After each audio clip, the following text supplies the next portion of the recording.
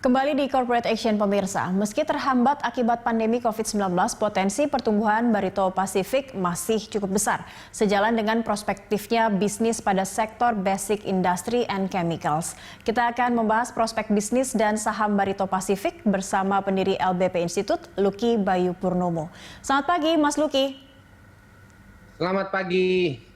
Mas Lucky, ini melihat dari kinerja Barito Pacific sendiri di tengah pandemi juga ada keterhambatan yang menghadang perseroan. Kira-kira secara garis besar atau secara jangka panjang begitu, atau mungkin jangka pendek dulu melihat kinerja Barito seperti apa Anda melihatnya? Ya, pertama ada baiknya kita membagi menjadi 3 dimensi waktu, jangka pendek, jangka menengah, jangka panjang. Nah, untuk jangka pendek, terus terang kinerja emiten masih memiliki banyak tantangan karena kita ketahui bahwa persaingan bisnis di bidang geotermal atau panas bumi itu memiliki persaingan yang cukup ketat, di mana beberapa perusahaan yang juga memidangi bidang yang sama, termasuk perusahaan BUMN, itu ingin menawarkan produk yang cukup kompetitif. Nah, tetapi dalam jangka menengah dan panjang saya kira BRPT cukup menarik karena BRPT menjadi satu perusahaan yang terintegrasi karena satu, perusahaannya adalah perusahaan swasta, kemudian yang kedua kebetulan BRPT juga terafiliasi dengan TPIA atau Chandra Asri yang memang memiliki satu bidang usaha yang tidak terpisahkan menjadi satu kesatuan untuk produk chemical. Nah, untuk itu, untuk jangka menengah panjang BRPT masih cukup menarik, tetapi untuk jangka pendek terus terang dalam situasi kinerja yang kompetitif itu tentu itu menjadi tantangan bagi BRPT. Di situasi pandemi dan juga kompetitif begitu ya, di mana fokus juga tidak berfokus pada industri dan chemical khususnya geothermal untuk kondisi saat ini ya.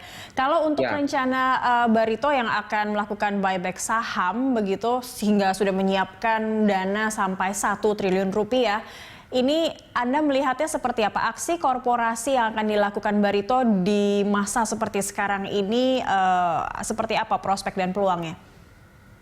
Jadi yang pertama, rencana buyback itu adalah rencana yang cukup baik sebenarnya karena perusahaan memiliki reputasi untuk percaya terhadap kinerja perusahaannya sendiri dan kinerja manajemen. Akan tetapi kalau kita lihat berdasarkan durasi waktu, kita ketahui sekarang kita ada di awal bulan Oktober, kemudian kita sebentar lagi masuk ke bulan November dan Desember, artinya durasi waktu 3 bulan tersebut saya kira harus dipertimbangkan kembali karena apa? Baik dari sisi pelaku pasar yang ingin mengapresiasi rencana buyback ataupun internal perusahaan yang ingin melaksanakan buyback, tentu harus melihat sentimen pasar. Pertama, ini adalah sentimen akhir tahun. Nah, akhir tahun umumnya sentimen selama 3 bulan penuh itu tidak dapat terjadi sedia kala karena ada Natal dan Tahun Baru. Artinya durasi waktunya relatif singkat.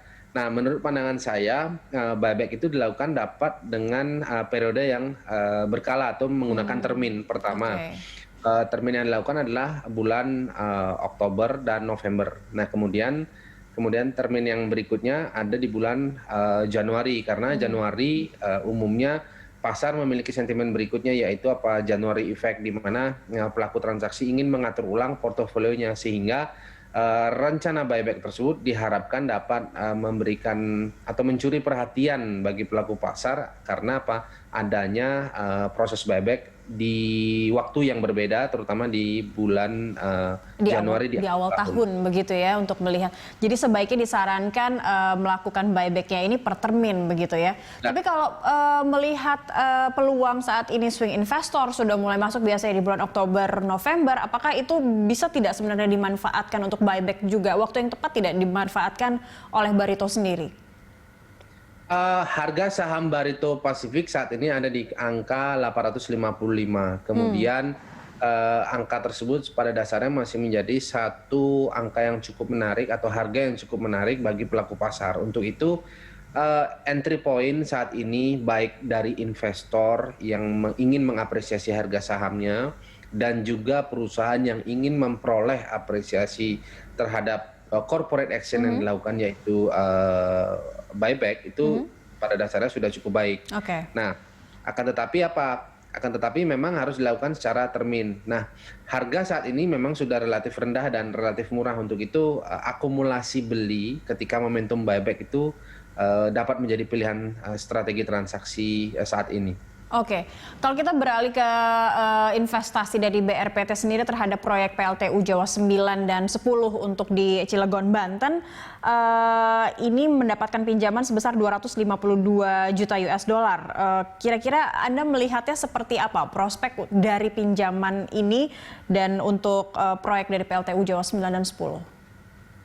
Ya, apabila kita melihat pinjaman, artinya ada beberapa perusahaan pemeringkat kredit yang sudah memberikan penilaian terhadap fundamental perusahaan dengan kategori triple B minus, dan itu saya kira menjadi salah satu momen di mana pinjaman tersebut dapat dioptimalkan. Nah, optimalisasi pinjaman tersebut saya kira sudah cukup baik karena integrasi pinjaman tersebut digunakan untuk satu pekerjaan yang produktivitasnya juga mendukung fundamental perusahaan. Ada beberapa perusahaan yang ingin meminjam uang tetapi tidak digunakan untuk menambah nilai aset. Nah, kalau kita lihat ini kan proses yang dilakukan itu adalah untuk penambahan nilai aset dan kinerja fundamental perusahaan, dan itu saya kira cukup baik untuk dilakukan. Oke, memanfaatkan peluang dari pinjaman yang sudah diberikan begitu ya untuk kepentingan aset dari perusahaan sendiri. Baik, kita masih akan lanjutkan dialog ini di segmen berikutnya. Mas Luki, pemirsa, Dialog Corporate Action akan kembali sesaat lagi.